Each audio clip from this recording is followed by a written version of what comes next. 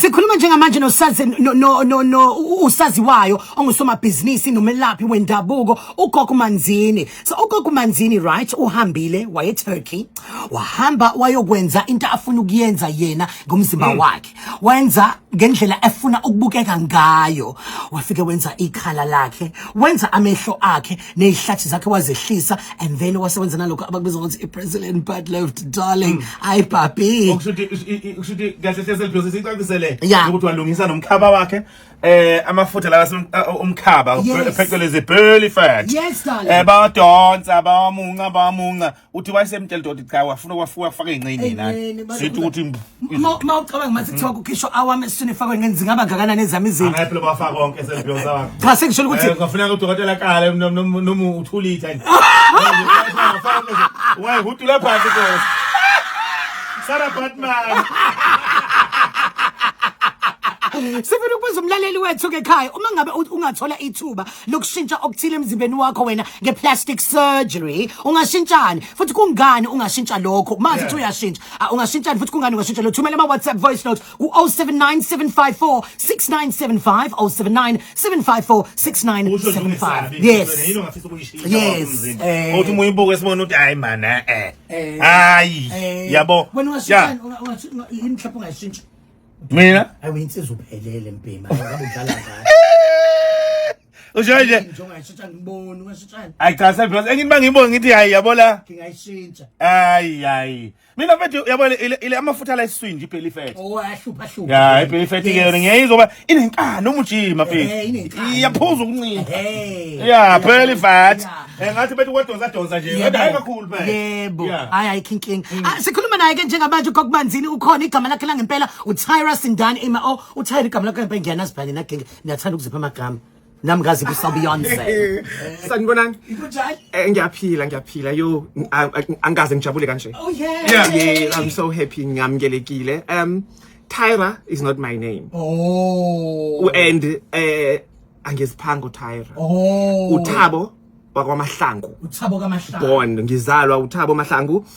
ngahamba ngakhula dibana nabangani ngikhule unomzimba omncane ngimude ngithanda ukufaka ama cocks yes so bekuyinkathi zabo Tyra Banks ngalezo inkadi lezo then abangani bamba bese bathi Tyra ngoba ngimude ngithanda ukufaka igcathulo lezi zema cocks so icala kanjalo ke and then ngahamba ngashada ngokomthetho legally ngatshintsha isibongo yes and then ngaba uSindane ke na oh yeah so washintsha isibongo wasathatha isibongo somyeni wakho sababa wasekhaya oh wow and then ngiyaxolisa because nginela kancane bathini ekhaya akubanga kube into ukuthi no ngoba phela uzale umuntu wesilisa yes azange basho lutho okusho ukuthi ngakutshela nje kweqiniso angifuna ngokwazi ukuthi ubani uzothini impilo yami into ebengifuna ukuyenza njengengane ekhaya kufanele wazisa abantu abadala ukuthi sengicabanga ukuthatha lesinqumo lesi so ngiyimo phila lempilo ngifuna ukuyiphila kanje and azange banginike inkinga nase home affairs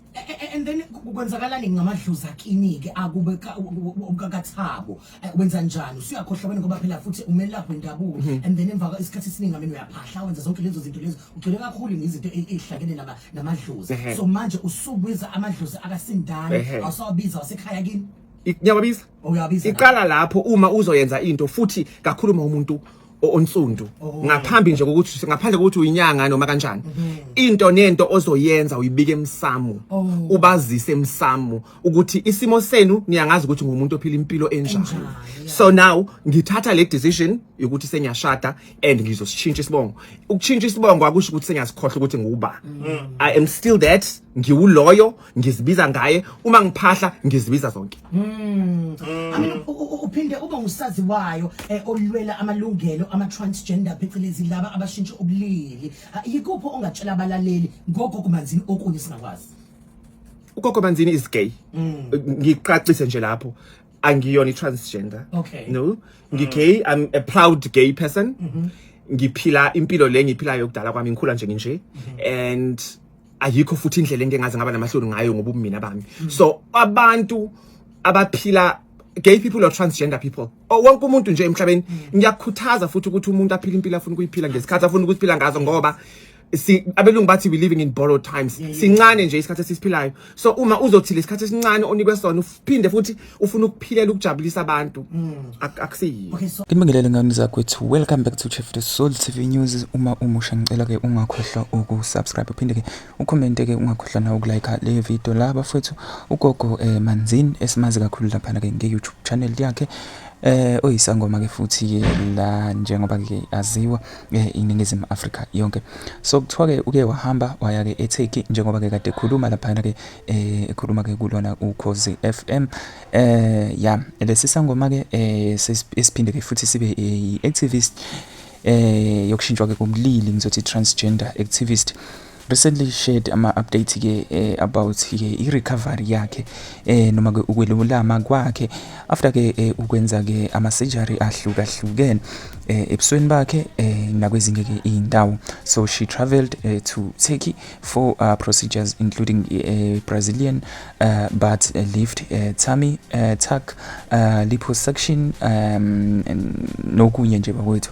Lezi zinto ke engiyibalile zithinta ke izinqa isisu lapha ya indawo leya yesisu nokunye ke amabele njalo njalo nasebusweni ke. So bafethu ugogo Manzini ke kuthiwa ke uye wakuveza ke ukujabula kwakhe ngokuachieve ke le goal le akade ke aqala ke ukufisa ukuyiveza.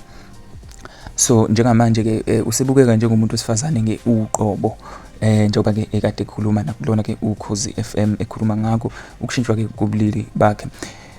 Zikhona ke ezinye izinto bakwethu ayithintile ngawo ke ama-surgery njengoba ke eyewakhuluma la kuyona le video. Kodwa ke nganza kwethu akukuningi ke ethina ke besifisa ukuthi ke sikushare nawe yikho nje ukunazisa ngalolu daba kulabo ke abakade bengazi. But if ever kukhona ke nawe ufisa ukubeka okungumbono ke ohlobene nayo i-surgery yakhe ugogo Manzini, you can comment on the section down below. Kodwa ke bafethu kuningi nje okunye mhlambe esingathi ke uma siqhubeka nalolu daba sikubheka ukuthi ke what did she say about ke i-surgery. Yiko ke lokho ke esike sachaza nokuthi ke ngabe ke ikuphi ke okuke mhlambe ke kwamvelela noma wakubona ezike kuyi-challenge during ke isikhathi lesike sayo ke i-surgery. So lana ke ugogo Manzini is currently recovering maningi ama-surgeries njengoba sesishilo. She has shared that the procedures were not as painful as abantu ke bengacabanga noma ke yena indlela ke ayicabanga ngayo. So yeah, especially ke uthi ke ukunyuswa ke kwezinqa zakhe noma ke ngizothi ke ukukhuliswa kwazo uthi ke hayi akubanga into ke ebhlungu ngendlela ke abantu noma ke kwakulindeleke ngayo. However, she's struggling to eat okwamanje and also she's struggling to speak.